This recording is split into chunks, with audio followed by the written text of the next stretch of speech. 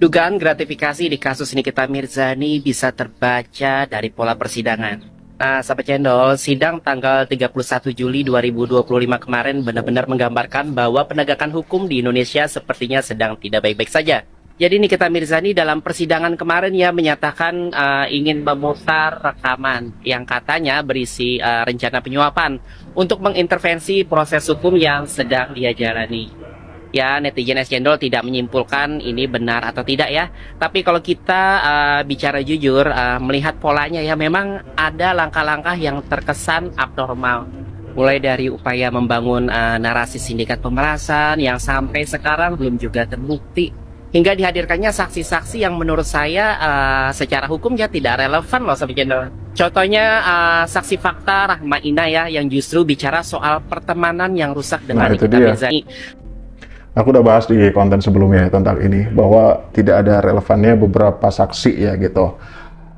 Saksi pertama, Dr. Oki itu sangat relevan, di mana dia sebagai perantara dalam kasus ini yang katanya bagaimana caranya untuk mendapatkan kontak atau juga interaksi bersama dengan Nikita yang akhirnya memberikan nomor dari Ismail Marzuki atau Mail gitu ya. Yang kedua adalah saksi dari Sela Sokia atau Ibu Rahma yang kemarin ketika ditanya produk itu benar-benar kayak aduh blunder parah sih. Kalau kalian bisa saksikan kemarin sidangnya seperti apa. Kemudian saksi ketiga adalah soal atau seorang yang ahli laboratorium gitu. Kalau dari awal memang tidak ada kasus tentang produk, kenapa harus dihadirkan ahli lab gitu loh, ya kan? Pegawai laboratorium SIG yang membicarakan hasil uji lab skincare. Padahal minggu lalu sahabat channel, si korban sudah membantah isu skincare. Yang jadi pertanyaan, di mana posisi fakta hukumnya? Kalau memang jaksa tidak mampu merangkai kronologi hukum yang logis ya, seharusnya perkara ini ditolak dulu, disusun ulang. Fokus pada dua terdakwa yang ada sekarang. Betul. Ya, bukan malah maksa masukin narasi-narasi yang justru melemahkan logika dakwaan ya sahabat channel. Dan lucunya ya, hakim tetap memeriksa saksi-saksi fakta yang menurut netizen es cendol itu tidak sesuai dengan prinsip saksi fakta.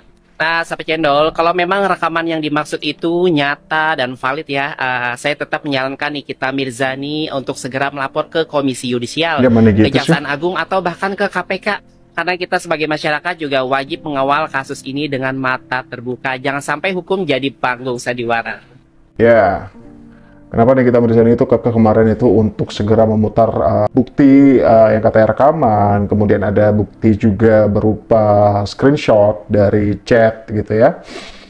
Ya agar segera terungkap gitu loh. Namun dari Ibu JPU yang kemarin juga terkesan kasar terhadap Nikita Mirzani menurut netizen dan lain-lain gitu, itu ya memang nanti ada waktunya sendiri untuk pembuktian, sesi pembuktian di dalam persidangan gitu. Karena kalau memang bukti itu di-share, disebarluaskan di sosial media, nanti itu kayak legalitasnya itu dipertanyakan atau bahkan tidak sah gitu ya untuk dijadikan bukti di persidangan karena memang sudah tersebar. Seperti juga percakapan yang dilakukan oleh DRG yang katanya itu direkam diam-diam oleh pihak ketiga yaitu suaminya. Itu tidak bisa dijadikan bukti di persidangan karena memang sudah disebarluaskan gitu. Jadi kalau kreator tadi itu menyatakan bahwa memang jika benar gitu ya bukti itu relevan atau memang konkret atau legit gitu ya, langsung aja dilaporkan ke pihak-pihak yang berwenang ya seperti KPK dan lain-lain gitu ya. Ketika kasus ini itu sampai saat ini juga belum terang benderang gitu lah. Bila mana cara Anda menjadi cerminan untuk kami-kami atau untuk terdakwa sekalipun untuk tidak menghormati atau memuliakan Anda, karena cara Anda juga tidak menghormati terdakwa. Ingat ya, setiap masyarakat Indonesia mempunyai hak asasi manusia, katanya negara demokratis. Iya, sudah jadi rahasia umum kok.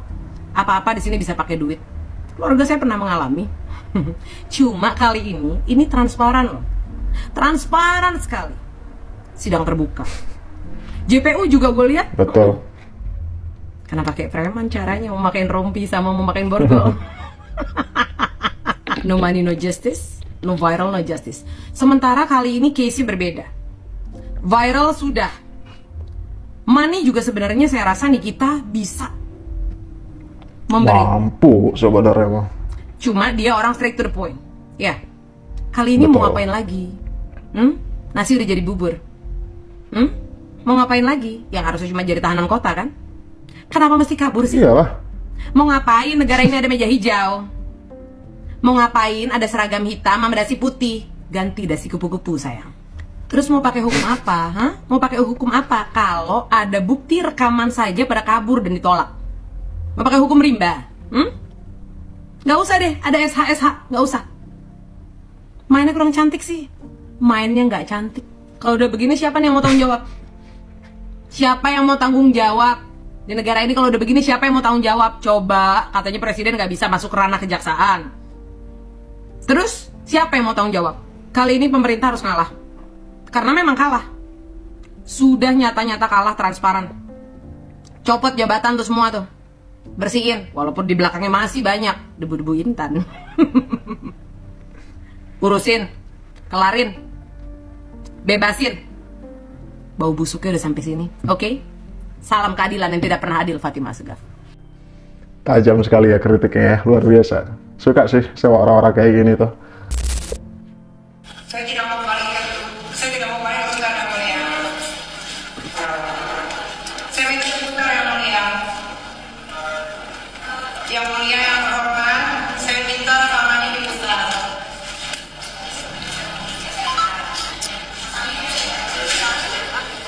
Kacau. Menurut gue nih kacau sih. Menjelang ulang tahun negara Republik Indonesia yang ke-80, tapi berbarengan dengan dilihatnya kasus kayak begini di depan jutaan orang yang nonton ini, hukum di negara kita dipermainkan. Kacau. Gue sampai speechless gitu loh. Apa yang perlu ditakutkan sama hakimnya untuk memutar itu doang gitu loh? Apa coba susahnya muter rekamannya itu doang? Kan nggak ada kan? Hakim tinggal duduk doang, paling yang ngerjain orang lain, tinggal duduk doang, apa susahnya? Kenapa sampai ninggalin ruangan itu? Menurut gue ada sesuatu yang wah, kacau. NM ini meskipun terdakwa, dia punya hak sebagai terdakwa untuk memberikan argumen-argumen yang bisa meringankan dirinya. Itu ada haknya dan nggak bisa dibantah. Masa seorang hakim nggak tahu itu? Seorang hakim sampai walk out itu menurut gua ada yang janggal gitu loh. Gak usah ngomongin sogok menyogoknya dulu deh. Setiap argumen baik itu terdakwa maupun pelapor di situ punya hak yang sama.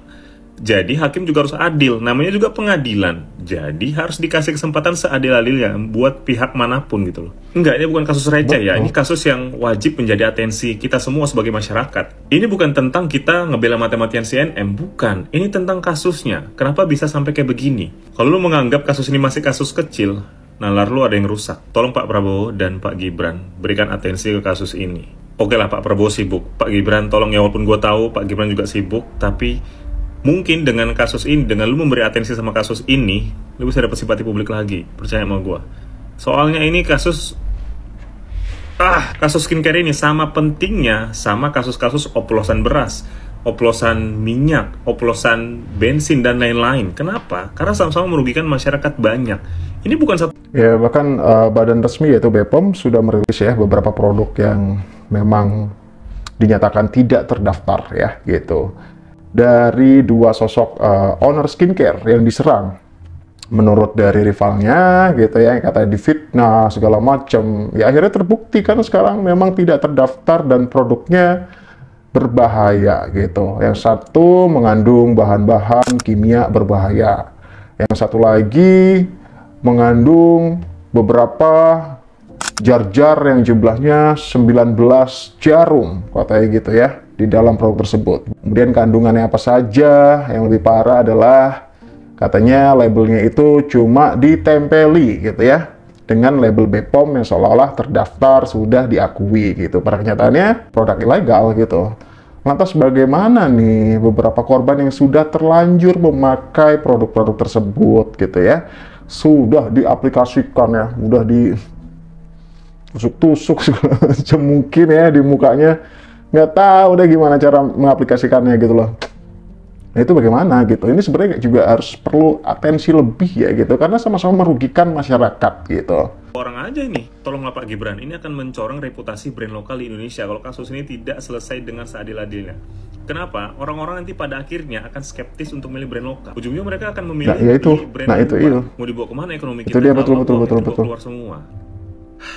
Ya, katanya kan harus bangga dengan brand sendiri, brand dalam negeri, brand lokal, dan segala macam. Namun kalau brand dari beberapa owner brand itu akhirnya terungkap seperti ini, ya bagaimana nih gitu? Apa iya kita harus tetap pakai produk-produk seperti itu gitu? Ya walaupun pilihannya juga banyak, nggak semua skincare itu berbahaya, nggak semua owner brand itu curang gitu ya masih banyak. Namun ya beberapa oknum-oknum seperti ini dengan jumlah penjualan yang memang terpantau banyak, ya pasti penggunanya juga banyak. Lantas korbannya bagaimana tuh gitu ya dengan produk-produk seperti itu gitu loh.